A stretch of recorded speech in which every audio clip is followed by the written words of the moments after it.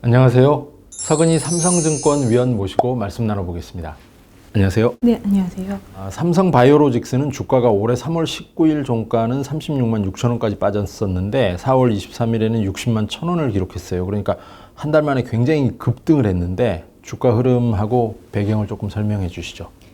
이제 오른 이유 중 하나가 이제 코로나19 때문이라고 보시면 될 것 같습니다.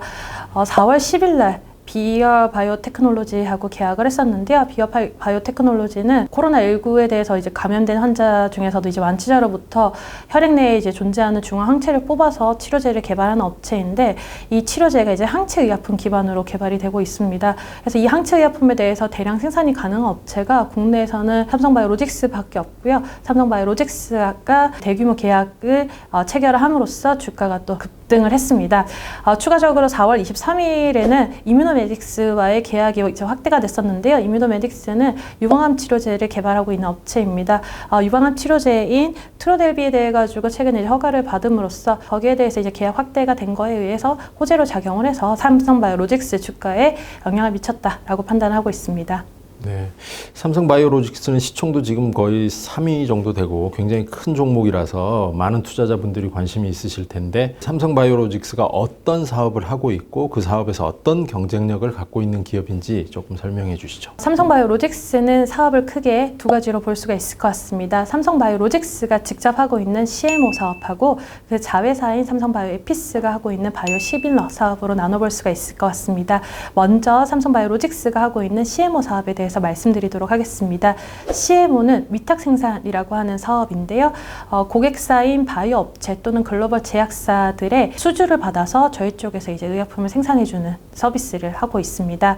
의약품에 대해서 생산을 하기 때문에 공장이라고 보면 될 것 같고요. 공장은 크게 1공장, 2공장, 3공장으로 나눠볼 수가 있을 것 같습니다.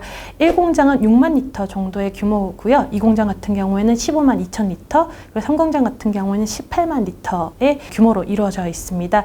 해당되는 공장들에서 항체 의약품이라고 하는 품목을 생산을 하고요. 그 품목에 대해서 생산을 할 때마다 저희 쪽이 이제 매출로 반영이 된다라고 보시면 될 것 같아요. 즉, 고객사로부터 수주가 늘어나고 그 수주 늘어난 거에 대해서 저희 쪽에서 계속 지속적으로 생산을 해줄 경우에 공장에 대해서 가동률이 올라가고, 가동률이 올라갈수록 저희 쪽에서는 이제 매출 부분에서의 성장이 지속될 수 있다라고 보시면 될 것 같습니다. 추가적으로 이제 3공장이 차게 되면은 4공장 또 지어질 예정인데요. 3공장 같은 경우에는 삼성증권 추정으로는 이제 연말에 수주가 다 찰 것으로 보고 있고, 그렇게 되면 4공장에 대해서 설립 시기도 좀 더 구체화될 것으로 예상이 되고 있습니다.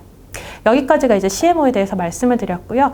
삼성바이오에피스의 바이오시밀러 사업에 대해서 말씀드리도록 하겠습니다. 삼성바이오에피스의 바이오시밀러는 크게 4종에 대해서 현재 판매를 하고 있습니다. 삼성바이오에피스가 사실 직접적으로 판매를 하는 건 아니고요. 삼성바이오에피스는 개발하고 임상까지 진행을 하게 됩니다.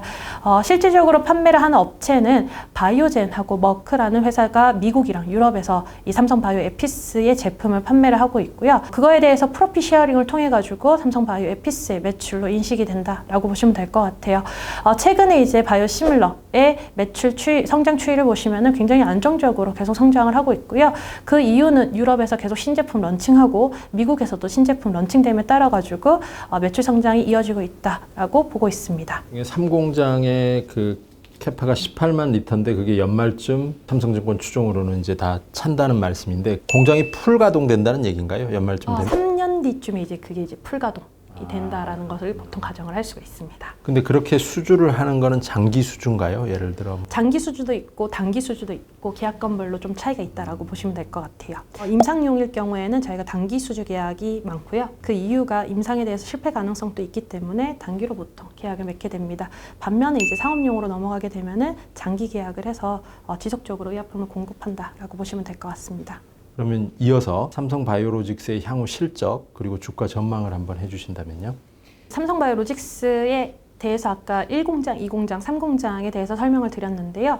현재 1공장, 2공장 같은 경우에는 풀 풀가동 상태라고 보시면 될 것 같습니다. 풀가동 상태를 저희가 보통 80% 가동률을 얘기를 하고 있는데 1, 2 공장은 현재 분기별로도 지금 80% 이상의 가동률이 나오고 있는 상황이고요. 3공장 같은 경우에는 2020년 기준을 해가지고는 대략적으로 한 35% 정도의 가동률을 전망을 하고 있는데 BEP를 넘어서려면 좀 더 가동률이 올라가야 됩니다. 하지만 아까 말씀드렸던 것처럼 수주가 계속 차고 있는 상황이고 2, 3년 뒤에는 이제 가동률도 지속적으로 이제 오를 걸로 보고 있기 때문에 2020년부터 2023년까지는 3공장의 가동률이 올라옴으로써 매출 성장을 이끌어갈 것이다 라고 보시면 될 것 같습니다. 공장에 대해서 가동률이 올라갈수록 레버리지 효과가 극대화될 수밖에 없는데요. 매출 원가나 판관비 부분에서의 비용 측면을 보시면은 감가상각비라든지 변동비 또는 이제 저희 연구 인력비들이 이제 포함이 되는데요. 감가상각비 같은 경우에는 일정 부분이 이제 고정비로 들어가기 때문에 매출이 올라갈수록 이 레버리지 효과가 훨씬 더 극대화될 것이다라고 생각을 해서 작년 대비 올해 이제 매출단에서의 성장은 대략적으로 30% 정도 성장을 보고 있는 상황이고요. 영업이익단에서는 굉장히 큰 폭의 성장을 일단 전망을 하고 있습니다. 이런 질문을 하는 분들이 있어요. 그러니까 삼성바이오로직스는 삼성그룹의 계열사잖아요. 근데 삼성전자가 반도체 만드는 기술이 굉장히 뛰어난데 그건 이제 생산 제조 기술이 또 뛰어난 거잖아요. 근데 이 마찬가지로 삼성바이오로직스는 의약품 관련해서 생산 제조 기술이 반도체를 만들었던 그 노하우가 반영이 돼서 삼성이 훨씬 잘한다. 뭐 이런 말을 하는 분들이 있는데 어떤가요? 동감을 하고 있습니다. 이거를 약간 제조업 측면에서 설명을 드리면은 제가 1공장 케이스로 좀 말씀을 드리도록 할게요. 1공장 같은 경우에는 3만 리터 규모의 공장이라고 말씀을 드렸는데 사실 알루미늄 통으로 되어 있는 5천 리터짜리 바이오 리액터라고 부르는 게 6개가 있습니다. 그 바이오 리액터 하나가 의약품을 이제 하나를 생산할 때 대략적으로 걸리는 시간이 한 20일 정도이고요. 그 앞단에서의 스케일업 과정과 그 이후에 이제 정제 과정까지 합치게 되면 한 40에서 45일 정도의 시간이 걸린다고 보시면 될 것 같습니다. 바이오 리액터를 이렇게 의약품 한 번 생산할 때 저희가 한 배치라고 얘기를 하는데 의약품을 얼마만큼 효율적으로 생산을 하느냐에 따라서 연간으로 생산 가능한 배치 수가 결정이 되게 됩니다. 일반적이라면은 산업 평균이 한 바이오 리액터에서 연간으로 생산 가능한 게 12배치인데요. 삼성바이오로직스 같은 경우에는 그거보다 훨씬 더 효율적으로 공장을 운영하기 때문에 16배치 또는 20배치까지 생산을 할 수 있다고 보시면 될 것 같아요.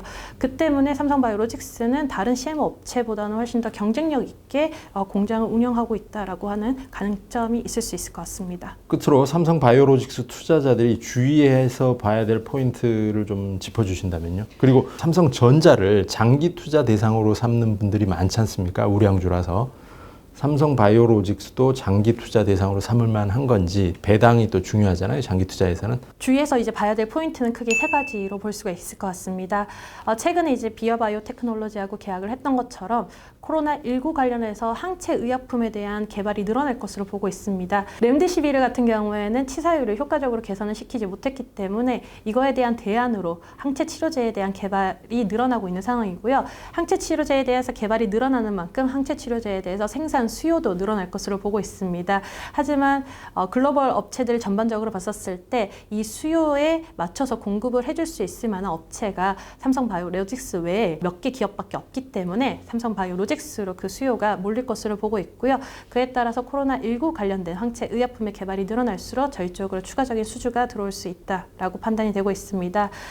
두 번째는 이제 시기상으로 좀 말씀을 드릴 수가 있을 것 같은데 비어바이오 테크놀로지에 대해서는 사실 계약이 완전히 체결된 건 아니고 계약 의향서가 체결이 됐습니다. 물론 법적인 효력이 있는 계약 의향서이지만 이거에 대해서 최종적인 계약이 결정이 되는 시점은 7월 말이라고 보시면 될 것 같고요. 7월 말 전에 이 계약이 이제 확정이 되게 되면 저희가 이제 본격적으로 생산을 하게 된다라고 판단할 수가 있을 것 같습니다. 그리고 3분기에 이제 일어날 일인데요. 저희의 주요 파트너사인 이제 바이오젠이라고 하는 회사가 알츠하이머 치료제인 아두카누밥에 대해서 FDA에 허가 신청을 할 계획이 있습니다. 사실 저희 쪽으로 직접적으로 수주를 주는 거는 현재까지 결정된 거는 없긴 하지만 바이오젠의 아두카누밥에 대해서 허가 신청을 하고 알츠하이머 치료제에 대해서 처음으로 이제 FDA 허가받는 제품이 런칭이 되게 될 경우에는 다른 기존의 알츠하이머 치료제에 대해서 항체의약품으로 충분히 개발이 지속될 수 있을 가능성이 있고요. 이것도 이제 수주가 늘어날 수 있을 만한 원인이 될 것 같습니다. 그리고 장기 투자 관점에서 배당금 측면을 좀 말씀드리면 삼성바이오로직스에서는 배당에 대한 계획이 없는 상황이어서 이 부분에 대해서는 좀 구체적으로 말씀드리기는 어려울 것 같습니다. 지금까지 서근희 삼성증권 위원 모시고 말씀 나눴습니다. 감사합니다.